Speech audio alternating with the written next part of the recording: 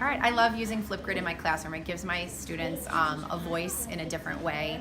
I'm able to get them to reflect on things. I'm able to get them to walk through stories step by step, story problems, and just even if they're reflecting on something that they read. So Flipgrid is amazing. It amplifies student voice. Well, Flipgrid showed my teacher different ways because you could react it's a different audience, so not just she can see it, but other students can see it.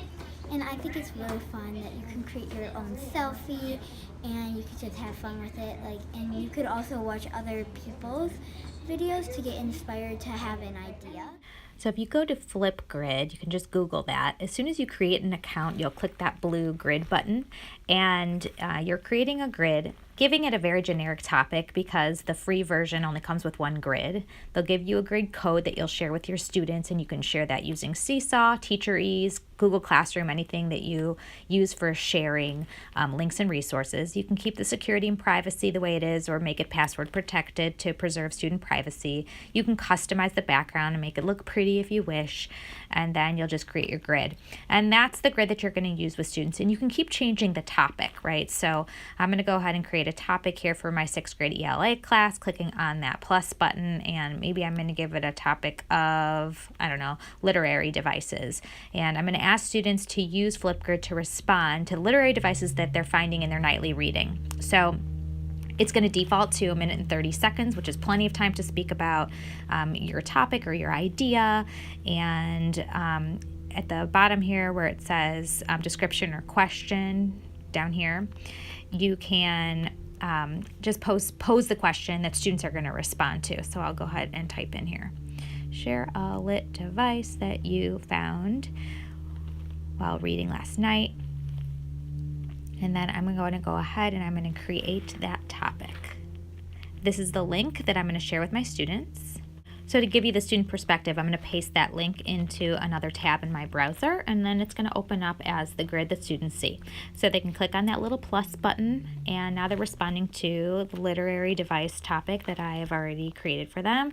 So you'll see me. I'm doing my quick little video over here, and then ultimately I'm going to record my response to the question or the topic that the teacher has posed. I can block the camera if I don't want my face to be on the screen, if kids just want to do an auditory response or audio response, and they're welcome to do the video, and we obviously encourage them to do so because I think that really hits some of the speaking and listening standards that we often are working on.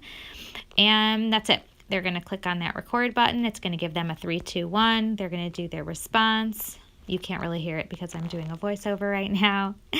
And then ultimately I'm going to hit that green arrow and move them along.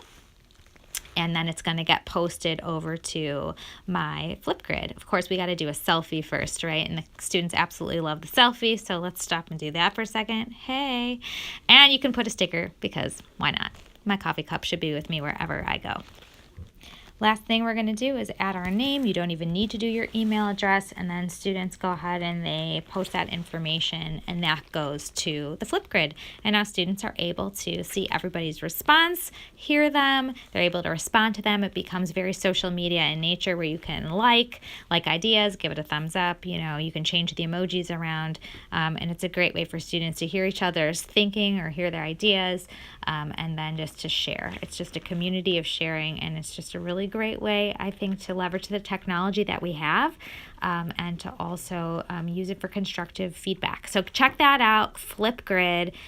Jenny Milton-Moore is a fabulous ambassador over at Wilmot Elementary School in 5th grade. Talk to her, but we definitely think this is a great tool to use in the classroom. Have fun!